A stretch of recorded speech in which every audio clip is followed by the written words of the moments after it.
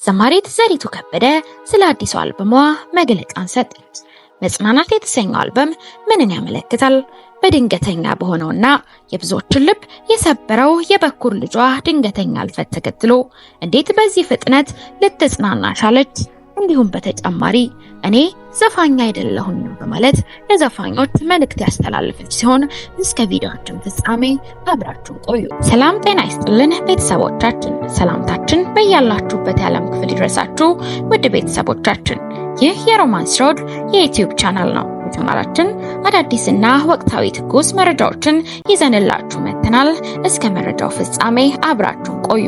ቻናላችንን ሰብስክራይብ ያላደረጋችሁ ሰብስክራይብ በማድረግና የደወል ምልክቱን በመጫን አዳዲስ መረጃዎችን በፍጥነት ያገኙ። ቪዲዮአችንን ለሌሎች ሼር በማድረግ ቤተሰባዊነቱን ያጠናክሩ።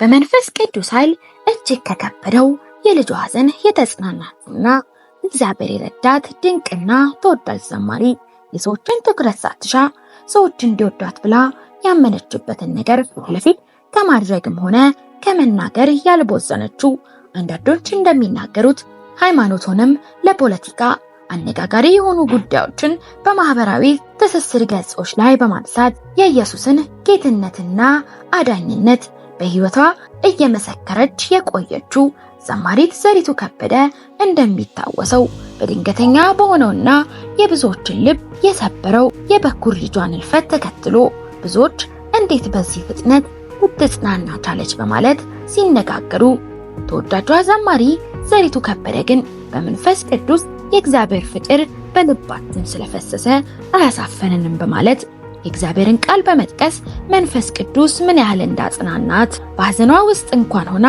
ወንጌል የመሰከረችው ዘማሪት ዘሪቱ ከበደ አሁን ደግሞ በአዲስ አልበሟ ብቅ ብላለች።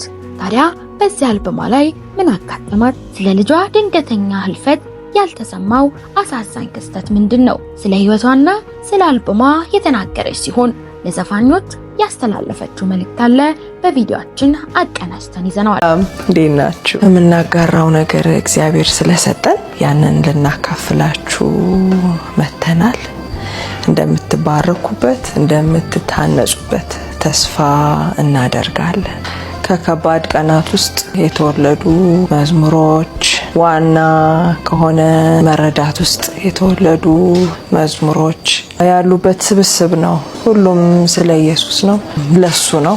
እግዚአብሔርን በጣም ነው የምናመሰግነው ይሄን እድል ስለሰጠን። የእውነት ደግሞ ለመታነጽ እንዲሆን ለሱ ክብር እንዲሆን ጸሎታችን ነው። ከጸጋው የእውነት እንዲመሰገን፣ ጸጋው እንዲታወጅ፣ ጸጋው እንዲወራ፣ ተስፋ እንደሌላቸው ምናልባት ሊያድናቸው የሚችል ጉልበት እንደሌለ፣ እንዳበቃላቸው፣ እንዳለቀላቸው፣ ማንም የማይወዳቸው እንኳን ሰው ራሳቸው በራሳቸው ተስፋ የቆረጡት ሰምተውት እንዲጽናኑበት፣ ሰምተውት ወደሚያስመልጠው ጌታ እንዲፈጥኑ፣ እኛን ወደ አስመለጠው ጌታ እኛም በራሳችን ተስፋ በቆረጥን በራሳችን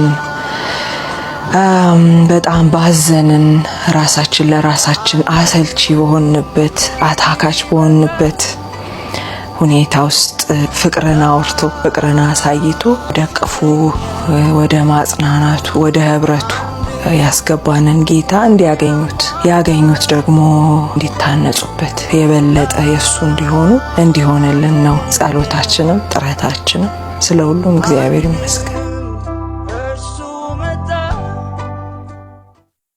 ይህን ጽሑፍ ለማዘጋጀት ከመነሳቴ በፊት ልጽፍ ያሰብሁት ርዕሰ ጉዳይ ዘፈን አልነበረም።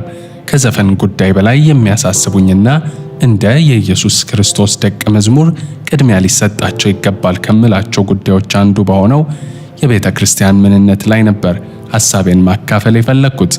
ስለ ቤተ ክርስቲያን ጉዳይ ለዓመታት በውስጥ የሚነድድ ብርቱ ቅናት አለኝ። በዚህም ምክንያት የወንጌላውያን ቤተ እምነቶች አካሄድ እግዚአብሔር ለቤቱ ካለው ንድፍና ልብ እጅግ ርቆ የሰው ሥርዓት ተጠናውቶት ያለበት አካሄድ በተመለከተ የሚሰማኝን ለማጋራት ነበር አነሳሴ። ከሰፊው አማኝ ማህበረሰብ ጋር በቶሎ እንዳልቀላቀል ከልክሎኝ የቆየውም ዋናው ምክንያት ይኸው ነበር። ይህም ከእሻላለው ባይነት በመነሳት ሳይሆን ጌታ ኢየሱስን ወደ ማመን ከመጣሁበት ጊዜ ተነሳ ነው። ጌታን መቀበል የቻልሁት ቤተክርስቲያን ጠፉ ብላ ባገለለቻቸው ሙዚቀኞች በኩል ነበር። በዚህም ምክንያት እምነቴን እለማመድ የነበረው መጽሐፍ ቅዱስን እንደ ጽኑ የእግዚአብሔር ድምጽ በመቀበል የህብረት አካሄድንም በቃሉ ላይ የነበረችውን የመጀመሪያው ቤተክርስቲያን ምሳሌ በማድረግና ያንን ህይወት ለመለማመድ በመሞከር ነበር። መሬት ላይ ያለው የቤተክርስቲያን አካሄድ ከቃሉ ከተረዳሁት ጋር ሊታረቅልኝ ሳይችል ከመቆየቱ የተነሳ የተቸገርሁትን መቸገር ስለ ጌታና ስለ ቤቱ ፍቅር ስል ከነጥያቄም ቢሆን በግልጽ የተቀላቀልሁትን እግዚአብሔር በሰጠኝ ጸጋ ለመታነጹ ራሴን ልሰጠውና እኔም ልታነጽበት ለምወደው ማህበረሰብ ለማካፈል በማሰብ ነበር። ሆኖም ግን ከተገኘውበት ዓለምና ሳገለግል ከኖርሁበት ሙያ የተነሳ አስቀድሜ አከራካሪውን የዘፈንን ጉዳይ ማንሳት እንዳለብኝ አመኑ። ይህን ስጽፍ ሊከተል የሚችለውን ተቃውሞና የፍርድ ውርጅብኝ ሳልጠረጥር ቀርቻ አይደለም። ነገር ግን ጀግንነት ወይም ካሬጅ ከፍርሃት ይልቅ በጎ ነውና ለበጎ ደፈሩ።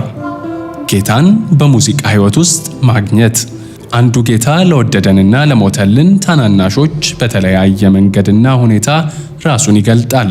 በመንገዱ ላይ ሲያስጉዘንና በአንዱ በእርሱ እውነት ላይ ተመስርተን ስንሄድም በተለያየ ፍጥነትና አካሄድ ነው። በእርሱ አንድ እንድንሆን እንጂ አንድ አይነት እንድንሆን የእግዚአብሔር ፍቃድ አይደለም። እኔም እንደ አንድ ልትድን እንደታደለች ነፍስ የእርሱ ምስክር ሆነው የወንጌል እውነት ሊያካፍሉኝ የወደዱት ወንድሞች በሰፊው አማኝ ማህበረሰብ መረዳት ቤተ ክርስቲያን የሚሄዱና በዚያም በተለመደው መልኩ የሚያገለግሉ አልነበሩም።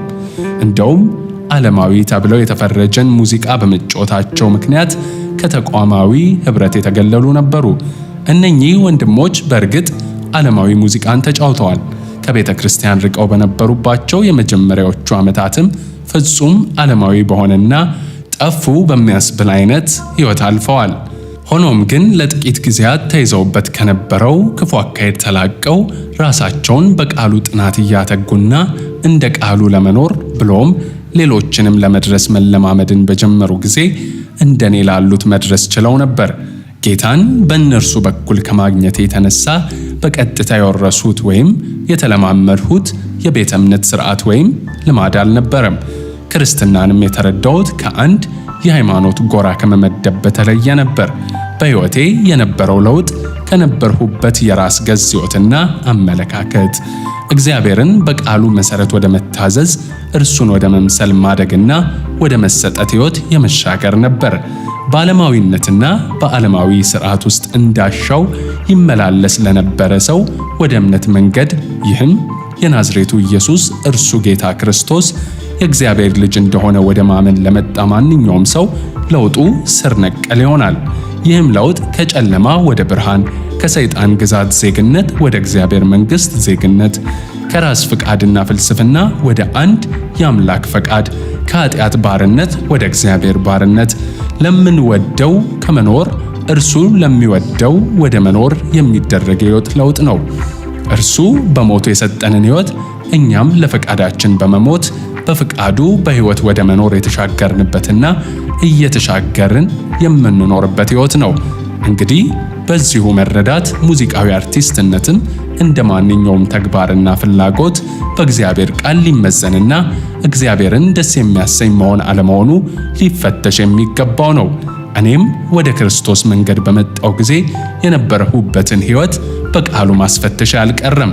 ለኔም ሆነ አብረን ቃል እንወድ ለነበርን ወንድሞች ዘፈን በቸልታ የተመለከትነው ጉዳይ አልነበረም። እግዚአብሔር በረዳን መጠን በቻልነውም ልክ ዘፈንን በመላው መጽሐፍ ቅዱስ ውስጥ ተቀምጦ ያለበትንና በእርግጥ ኃጢአት ሊሆን የሚችልበትን ሁኔታ በይስሙላ ጥረትና እንደታማነው በመንታ ልብ ሳይሆን እውነትን ለማወቅና ባወቅነው እውነት ለመለወጥ በመፈለግ በጾምና በጸሎት ጭምር ማስተዋል ፈለግን። ይህን ፍለጋ በጋራ ያካሄድነው ከ30 የማያንስ አባላት በነበርነውና ዘወትር ማክሰኞ ይሰበሰብ በነበረው በአብዛኛው ሙዚቀኞችን ባቀፈው ህብረት ውስጥ ነበር።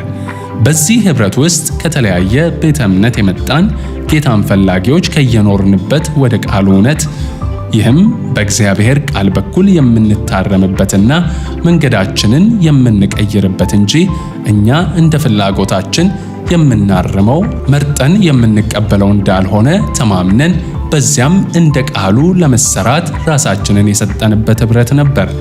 ስለ ዘፈንም መልስን ከእግዚአብሔር በፈለግን ጊዜ ከቃሉ በአንድ ክፍል ጌታ እንደተናገረን አምነን በዚያው መሰረት ቀሪውን የሙዚቃ አገልግሎታችንን ለመስጠት ጉዞን ጀመርን።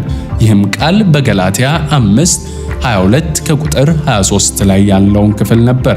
ይህም ቃል በገላትያ ምዕራፍ 5 ቁጥር 22 እስከ 23 ላይ ያለውን ክፍል ነበር። በገላትያ 5:21 ላይ የተጠቀሰውን ዘፋኝነት ለመረዳት በምንተጋ ጊዜ መልስን ከሚቀጥለው ክፍል እንድናገኝ ሆነልን። የመንፈስ ፍሬ ግን ፍቅር፣ ደስታ፣ ሰላም፣ ትዕግስት፣ ቸርነት፣ በጎነት፣ እምነት፣ የዋሃት፣ ራስን መግዛት ነው። እንደነዚህ ያሉትን የሚከለክል ሕግ የለም። ገላትያ ምዕራፍ 5 ከቁጥር 22 እስከ 23። በተለይም እንደዚህ ያሉትን የሚከለክል ሕግ የለም የሚለው ክፍል ደጋግሞ በውስጤ ሲሰማኝ አስታውሳለሁ። ለዓመታት በነበርሁበት መንገድ ላይ ይዞኝ የተጓዘውም ይኸው ቃል ነበር። በኅብረቱ ውስጥ ለነበርነው ሙዚቀኞች ሕይወታችንንና ሙዚቃችን በክፍሉ ውስጥ ለተጠቀሱት ባሪያት መገለጫ እስከሆነና በቅዱስ ቃል ላይ እስከ ተመሰረተ ድረስ ሙዚቃዊ አገልግሎታችን የሥጋ ሥራ ሳይሆን በዓለም ላይ ብርሃንና ጨው በመሆን የምንኖርበትን ኅብረተሰብ ከፍ ባለው ዕውቀትና ጥበብ የማነጽና የመገንባት ዕድልን የሚሰጠን መንፈሳዊ አገልግሎት እንደሆነ አምነን በዚያም እምነት አዲሱን ምዕራፍ በዚያው በነበርንበት መንደር በተለወጠና በየዕለቱ እንደ እግዚአብሔር ፈቃድ ሊገራ በተሰጠ ማንነት ጀመርን። ምን ያህል ያሰብነውን አገልግሎት ባሰብነው ልዩነትና ቅድስና አከናወንን?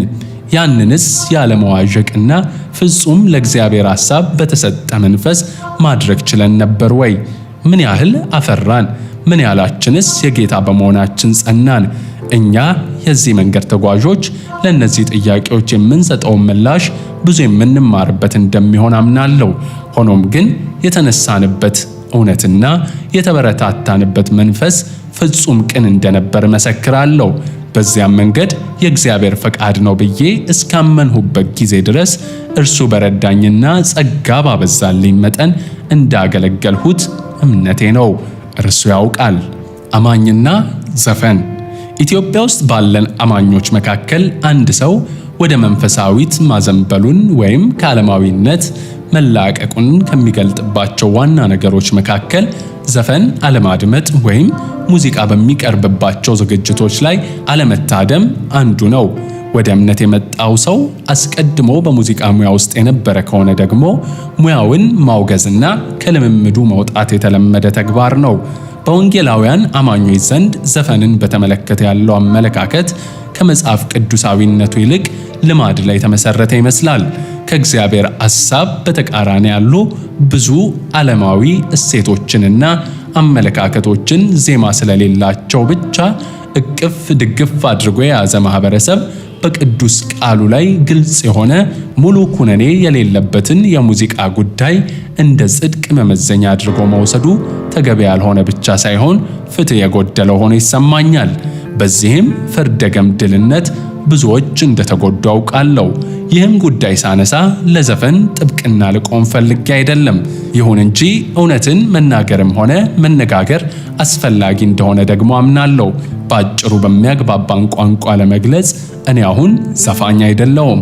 ስለ ዘፈን ለመጻፍ የተገደድሁት እኔና እኔን መሰል ሙዚቀኞች መብታችን ነው ባልነው መንገድ ስንሄድ የሚመለከቱን ወጣቶች የኢየሱስም የሙዚቃም መሆን ይቻላል የምንልበትን ሐሳብ ወይም ልብ ሳይረዱ በተሳሳተ ጎዳና እንዳይሄዱ ለማድረግ ነው። እኛን ተመልክተው እንደ ቃሉ ሳይሆን ለተጠላውና የኢየሱስ ለሆኑቱ ለማይገባው ዘፋኝነት የተጋለጡ ቢኖሩ እነርሱን ለመመለስና አካሄዳቸውን ለማስተካከል እድል ለመስጠት ነው።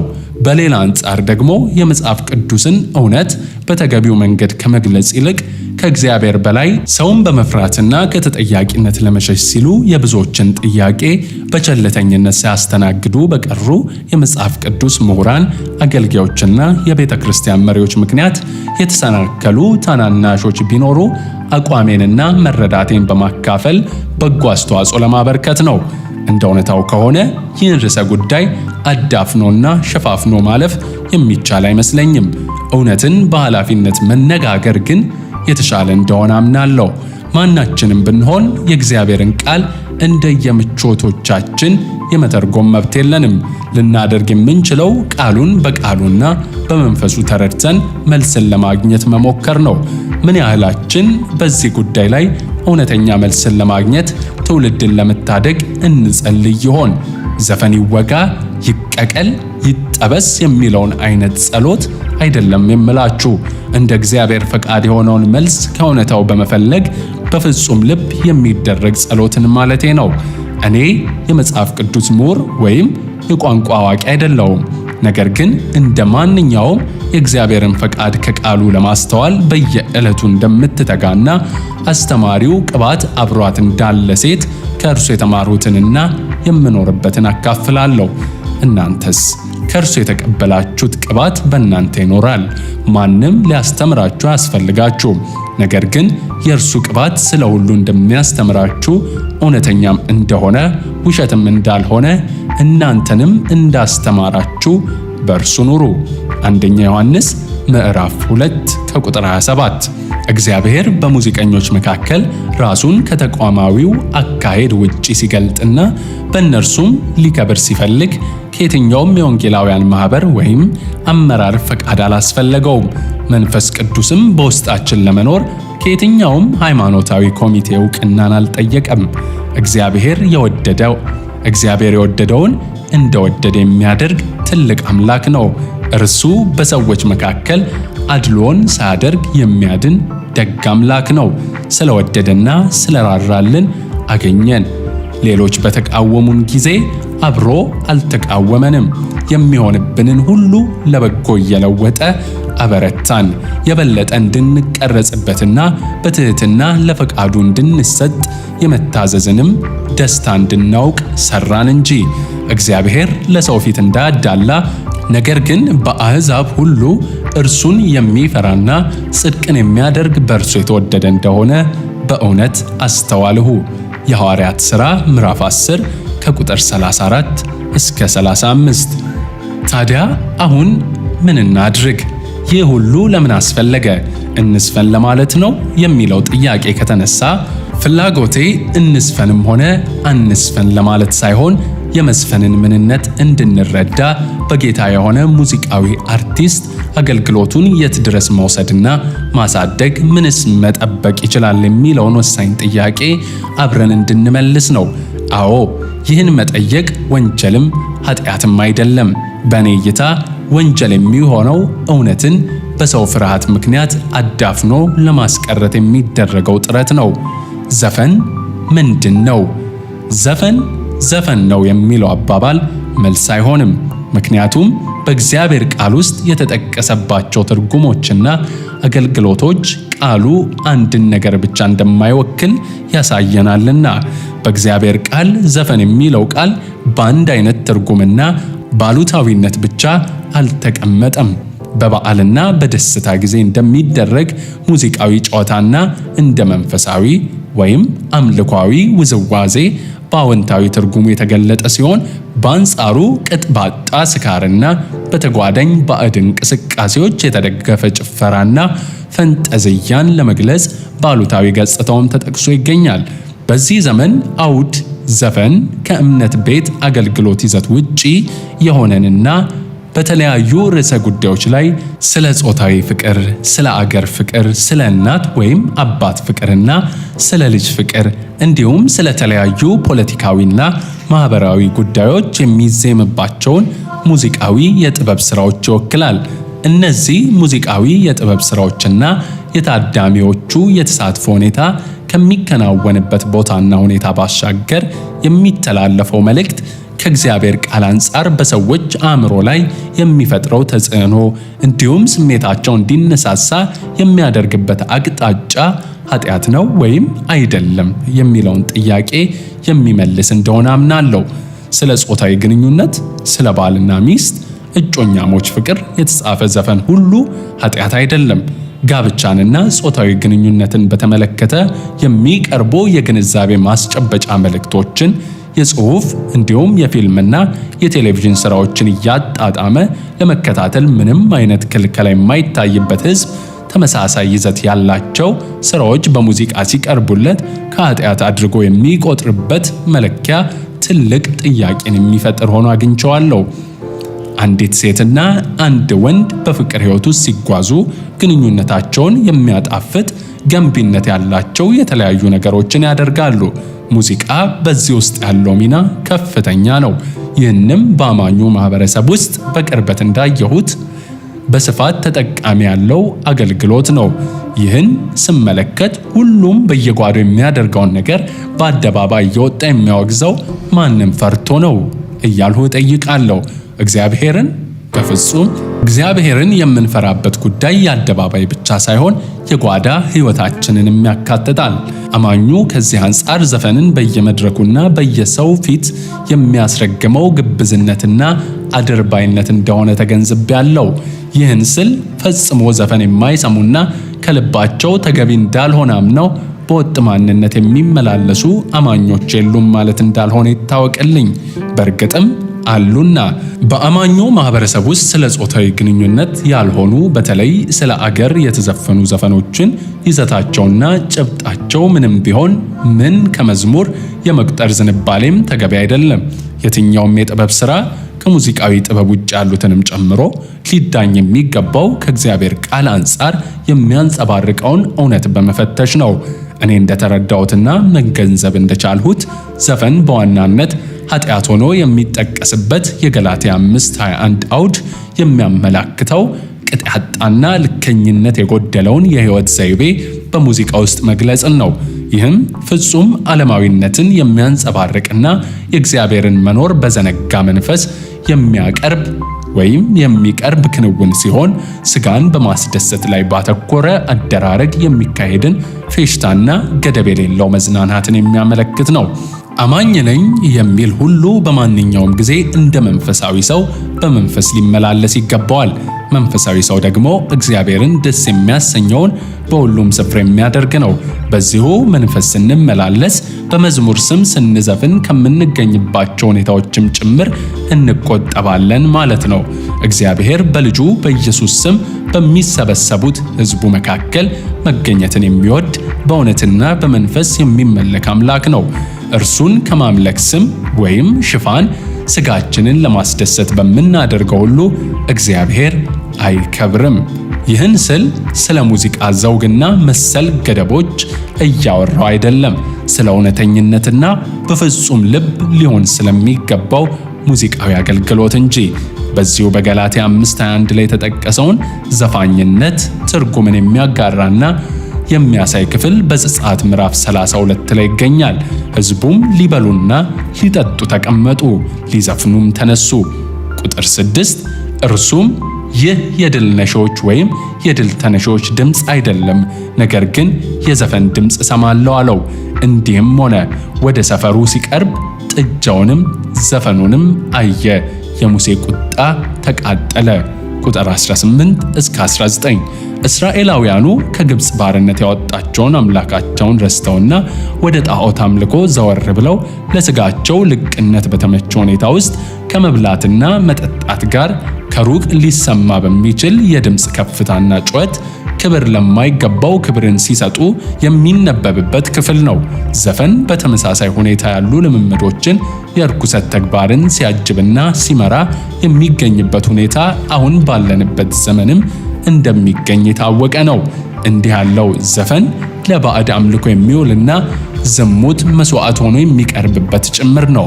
በተጨማሪም በቀጥታ ከባዕድ አምልኮ ጋር ባልተገናኘ መልኩ ከልቅ የሕይወት ዘይቤና እርካታን ከማጣት የተነሳ ስካርንና ልቅ የጋርዮሽ ወሲብን የሚያካትት አይነት ክፉ ተግባር የሚፈጸምበትም ነው።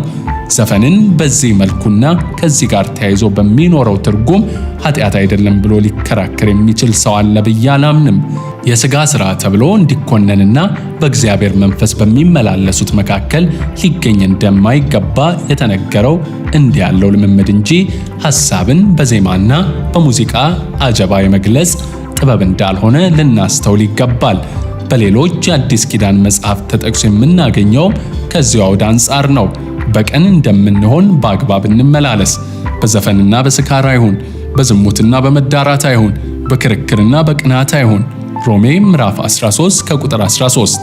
የአሕዛብን ፈቃድ ያደረጋችሁበት በመዳራትና በሥጋ ምኞትም በስካርም በዘፈንም ያለ ልክም በመጠጣት ነውርም ባለበት በጣዖት ማምለክ የተመላለሳችሁበት ያለፈው ዘመን ያበቃልና።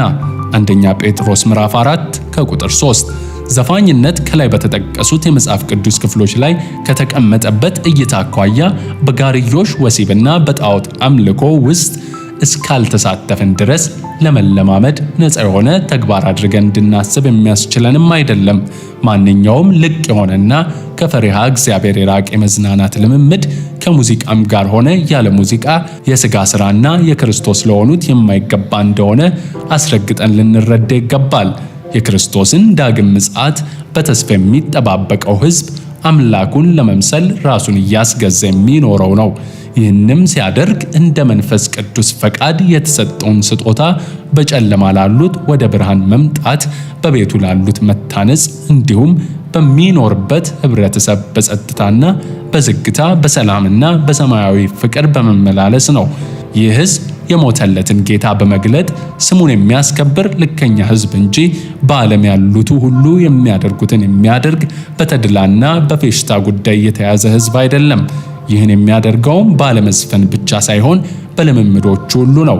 ሲበላ፣ ሲጠጣ፣ ሲለብስ፣ ሲነግድ፣ ሲወዳጅ፣ ሲያገባ፣ ሲያገለግልና በመሳሰሉት ሁሉ የዓለም ቤተኛ ሆኖና መስሎ ሳይሆን በዚህ ምድር እንደ ባይተዋርና እንደ መጻተኛ ፍጹሚቱን አገሩን እየናፈቀና እየሰበከ የሚኖር ሕዝብ ነው።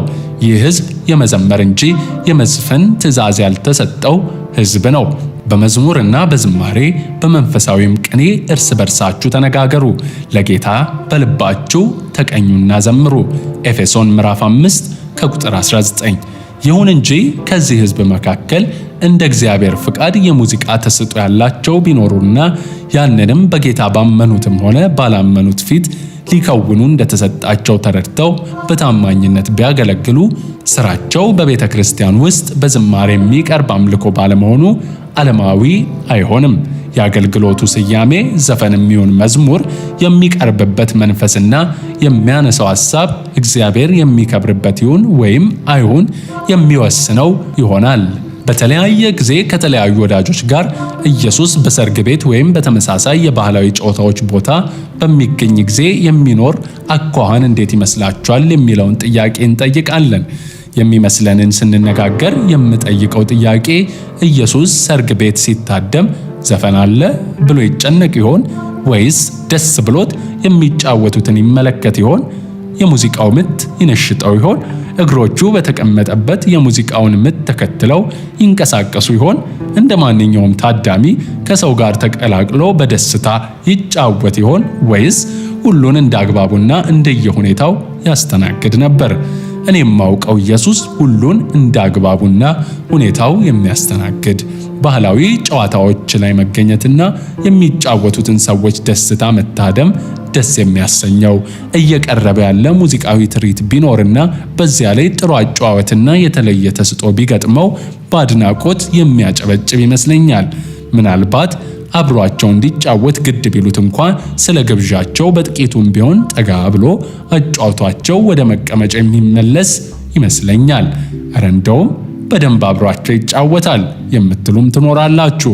ከኃጢአት በቀር በሁሉ እንደ እኛ ሰው ነውና ሊሆን ይችላል። እኔ የተረዳውበትና ያየውበት ልክ ይህን ያህል ነው። እኔም እንዳማኝ የማደርገውና ላደርግም የማስበው ቢደረግም የተሻለ ነው የምለው በዚህ መልኩ የሆነውን አያያዝ ነው።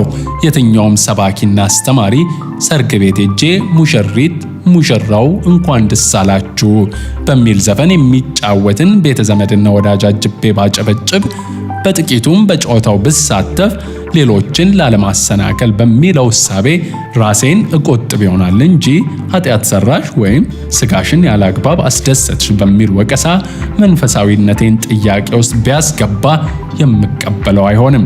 በመጽሐፍ ቅዱሳችን ዘፈን ሰዎች ደስ በተሰኙ ጊዜ እንደሚያደርጉት ያለ አዎንታዊ ተግባርን ወክሎ ተቀምጧል። ከዚህ ውስጥ ዋነኛ ምሳሌ ሊሆን የሚችለው ጌታ ኢየሱስ በሉቃስ ወንጌል ምዕራፍ 15 ላይ በጠፋው ልጅ ምሳሌ የተጠቀመው ነው። ሉቃስ ምዕራፍ 15 ከቁጥር 24 እስከ 27 ይህ ልጄ ሞቶ ነበርና ደግሞም ሕያው ሆኗል፣ ጠፍቶም ነበር ተገኝቷልም፣ ደስም ይላቸው ጀመር። ታላቁ ልጁ በእርሻ ነበር። መጥቶም ወደ ቤት በቀረበ ጊዜ የመሰንቆና የዘፈን ድምፅ ሰማ። ከብላቴናዎችም አንዱን ጠርቶ ይህ ምንድነው ብሎ ጠየቀ። እርሱም ወንድም መጥቷልና በደህና ስላገኘው አባት የሰባውን ፍሪዳ አረደለት አለው። ሉቃስ ወንጌል ምዕራፍ 15 ከቁጥር 24 እስከ 27 ጌታ ኢየሱስ የዘፈንን ጉዳይ በቀጥታ የተናገረበት ቦታ ባይኖርም በዚህ ምሳሌ ውስጥ ዘፈን የሚለው ቃል የደስታ መግለጫ፣ ሙዚቃንና ጨዋታን ወይም በዓልን የሚወክል ሆኖ በበጎ ጎኑ ተቀምጧል። በተመሳሳይ ሁኔታም በተለያዩ የብሉይ ኪዳን መጽሐፍት ተጠቅሶ ይገኛል። ለዚህ የሚከተለው በንጉሡ ሰለሞን የንግሥና በዓል ወቅት የነበረውን ደስታ የሚገልጠው ክፍል ጥሩ ምሳሌ ይመስለኛል። ሕዝቡም ሁሉ እርሱን ተከትለው ወጡ። ሕዝቡም ዘፈን ይዘፍኑ ነበር፣ በታላቅም ደስታ ደስ አላቸው። ከጩኸታቸው የተነሳ ምድር ተናወጠች። አንደኛ ነገሥት ምዕራፍ 1 ከቁጥር 40 በዚህ ክፍል ላይ እግዚአብሔር በዘመኑ ያደርግ እንደነበረው በነቢይ ስለምን ዘፈናችሁ በማለት መልእክትን ወደ ንጉሥ ሰለሞንና ወደ እስራኤል ሕዝብ አላከም። በንስሐ ይመለሱ ዘንድ ቁጣውንም አልገለጠም። ምክንያቱም በንጉሥ ሰለሞን የንግሥና በዓል ወቅት የነበረው ዘፈን እንደ ፈቃዱ የሆነ ስለነበር። ሌላው ዘፈን የሚለው ቃል እግዚአብሔርን የማምለክ ተግባርን ለመግለጽ ሲውል የሚያሳዩት የመዝሙረ ዳዊት ክፍሎች ናቸው። በእነዚህ ክፍሎች ላይ ዘፈን ለእግዚአብሔር የሚቀርብን በደስታ የተሞላ ምስጋናን ለመግለጥ የሚያገለግል ቃል ሆኖ እናያለን። ስሙን በዘፈን ያመስግኑ፣ በከበሮና በመሰንቆም ይዘምሩለት። መዝሙር ምዕራፍ 149 ከቁጥር 3 በከበሮና በዘፈን አመስግኑት፣ በአውታርና በእምቢልታ አመስግኑት። መዝሙር ምዕራፍ 150 ከቁጥር 4 የኔ መሻትና ጥልቅ ፍላጎት እግዚአብሔርን ማክበር ነው። ይህንንም እርሱ በወደደው መልኩ በሰጠኝ ስጦታና አቅም ሁሉ ላደርግ ወዳለው። ስለ ዘፈን እየሞገቱ መኖር የሕይወቴ ዓላማ አይደለም። ዘፈን መዝፈን የሚቻልበትና የማይቻልበት ሁኔታና አግባብ ቢኖርም ባይኖርም ከዚህ በኋላ የኔ ጉዳይ አይደለም። የምፈልገው እግዚአብሔርን በሁለንተናዬ ማምለክ ነው። የጌታ የሆኑትም ሁሉ የጊዜውን መክፋት እያዩ ሰዎችን ሁሉ የሚወደውንና አንድ ልጁን የሰጠውን እግዚአብሔርን በማወቅ ካለውና ከሚመጣው ክፉ እንዲያመልጡ ነው። እነዚህም በነገር ሁሉ ኢየሱስ ክርስቶስን በመግለጥ ቢተጉ በዚህ እግዚአብሔር እንደሚከብር አምናለሁ። ለጥበበኞቹ በሙዚቃዊ ጥበብ ሊገፉ ለሚወድዱ ሁሉ ማለት የምፈልገው እንደ እግዚአብሔር ቃልና ፈቃድ ብታደርጉት የሚከለክላችሁ ሕግ የለም። ነገር ግን ማድረግ የምችለው የተሻለው ነገር ይህ ነው ወይ ብላችሁ ከመጠየቅ ጀምሩ። እግዚአብሔር ብርሃኑን በጨለማው ዓለም ላይ ይገልጥ ዘንድ የመረጠልኝና ሊከብርብኝ የወሰነው መንገድ ይህ ነው ወይ ብላችሁ አጥብቃችሁ ጠይቁ፣ ጸልዩ። የሙዚቃ ስራችሁን ለማቅረብ በምትሰማሩበት ቦታ ልዩነታችሁ በስራችሁ ይዘት፣ በበጎ የሕይወት ምስክርነትና ዓለምን ባለመምሰል ይሁን። ስራችሁን የምታቀርቡበት ቦታና ሰዓት ጭምር ለማስጠበቅ የምትችሉትን ሁሉ አድርጉ። በአንዳንድ ሁኔታ እግዚአብሔር ለእርሱ ዓላማ ቆማለሁ ብላችሁ በማታስቡበት ስፍራ ላይ ስሙን ሊያስጠራ ይልካችሁ ይሆናል። ከዚያ ውጭ ግን ሰዎች ሙዚቃችሁን በሚመስላችሁ ቦታ እንዲታደሙ ተጠንቅቃችሁ መስራት ይኖርባችኋል። በጋራ የሚቀርቡ የሙዚቃ ድግሶችን ተመሳሳይ እሴትን ከምትጋሯቸው ጋር ብቻ አድርጉ። የምሽት ክበቦች ዘፈን በአሉታዊ ትርጉም የሚገለጥባቸውና የሚከወንባቸው ናቸውና እግራችሁን ሰብስቡ። በዚያ ሙዚቃ ለስካር ድግስና ለዝሙት ቀጠሮ አጃቢ ሆኖ እንጂ ዋናው ጉዳይ ሆኖ አይስተናገድም። የሙዚቃን ጥበብ ዋናው መስህባቸውና ጉዳያቸው አድርገው የሚንቀሳቀሱ ክበቦች ቢኖሩ ወይም ቢገጥማችሁ ትርኢታችሁን የምታቀርቡበትን ሰዓት በመገደብ ልታገለግሉ ትችላላችሁ። መርሳት የሌለባችሁ ቁም ነገር እንዲያገለግሉት ሳይሆን ሊያገለግል የመጣው ጌታ ደቀ መዝሙር ነኝ የሚል የትኛውም ሰው ያንኑ የአገልጋይነት ማንነት በሄደበት ስፍራ ሁሉ ሊያንጸባርቅ የሚገባው መሆኑን ነው። በዓለም ያሉት ሁል ጊዜ ከፍ ያለ ቦታን ይሻሉ። ለእኛ ግን ከፍታ የእግዚአብሔርን ፈቃድ መኖር ነው። ስለዚህም ትልቅና ክቡር በሚመስሉ ስፍራዎች ብቻ ሳይሆን ሰዎችን የእውነት ለማገልገልና ጌታን ለማስከበር እድል በሚሰጡ አጋጣሚዎች ሁሉ ተጠቅማችሁ እንድታገለግሉ መክራለሁ። የመሳሪያ ተጫዋቾች በአንድነት ተደራጁ። ተነጣጥላችሁ ከእግዚአብሔር እውነት እጅግ የራቀ ሐሳብ የሚሸጡ ዓለማውያን ዘፋኞችን በማጀብ ከጨለማ ጋር አትተባበሩ። ምናልባት እግዚአብሔርን የሚፈሩና በጎ ሐሳብን ለትውልድ የሚያጋሩ ጥቂቶችን ብታገኙ እያስተዋላችሁ ተሳተፉ። ነገር ግን ድምፅን ጨምሮ በአንድ ዓላማና መንፈስ ለበጎ ተጽዕኖ የሚሆኑን ከዓለማዊነት የራቁና እንደ እግዚአብሔር ቃል የሆኑ ሥራዎችን እየጻፋችሁ ብትሰሩ ያልተበረዘ ንጹሕ ተጽዕኖን መፍጠር እንደምትችሉ አምናለሁ። ሙዚቃዊ ጥበብን ከፈሪሃ እግዚአብሔር ጋር አብሮ ማጣጣም የሚችለው ታዳሚም በጣም ውስን እንደሆነና ከዚህም የተነሳ ለሙዚቃ ባለሙያው የሚኖረው ኢኮኖሚያዊው ጥቅም እንዲሁ ውስን እንደሆነ ማወቅና አውቃችሁ መግባትም በጣም አስፈላጊ ይመስለኛል።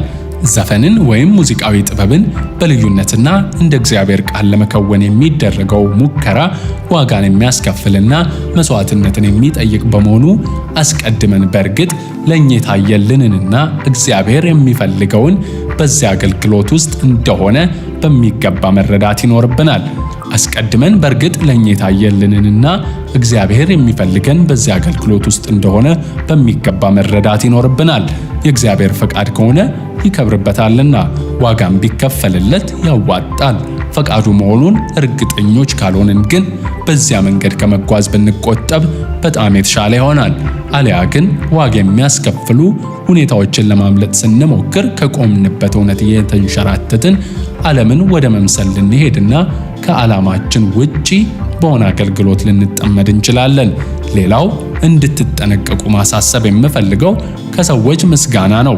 ጌታ ኢየሱስ በሰዎች እንዳልተማመነባቸውና ክብርንም ከሰው እንዳልተቀበለ ሁሉ የእርሱ የሆኑም ክብርንም ሆነ ምስጋናን ከጌታቸው ብቻ ሊጠብቁ ይገባቸዋል። የጌታ የሆኑት ሁሉ ሰውን ሳይሆን እግዚአብሔርን ሊያስደስቱ የሚገባ ነውና ሰውን የምናስደስት ቢሆን እንኳን ልናስደስት የሚገባው እንደ እግዚአብሔር ፈቃድ ነው። የሰዎች ጭብጨባ ወጥመድ ውስጥ የሚያስገባና ለእግዚአብሔር ፈቃድ ታማኝ ከመሆን የሚያሰናክል በመሆኑ ከተነሳችሁበት ንጽሕና ራሳችሁን ርቃችሁ እንዳታገኙ በነቃ መንፈስ መመላለስ ግድ ይላችኋል። ሰውን ወይስ እግዚአብሔርን አሁን እሺ አሰኛለሁን? ወይም ሰውን ደስ ላሰኝ እፈልጋለሁን? አሁን ሰውን ደስ ባሰኝ የክርስቶስ ባሪያ ባልሆንሁም። ገላትያ ምዕራፍ 1 ከቁጥር 10። የክርስቶስ ለሆኑት ሁሉ የክርስቶስ ባሪያ ከመሆኑ ውጪ አማራጭ የላቸውምና ሁሉ ለእርሱ ደስታ፣ ሁሉ ለእርሱ ክብር በማንኛውም ቦታም ይሁን ሁኔታ ሊደረግ የተገባ ነው። እንግዲህ የምትበሉ ወይም የምትጠጡ ብትሆኑ ወይም ማናቸውን ነገር ብታደርጉ ሁሉን ለእግዚአብሔር ክብር አድርጉት። አንደኛ ቆሮንቶስ ምዕራፍ 10 ከቁጥር 31። እግዚአብሔር ልጆቿን ይምራ። ሰሪቱ ከበደ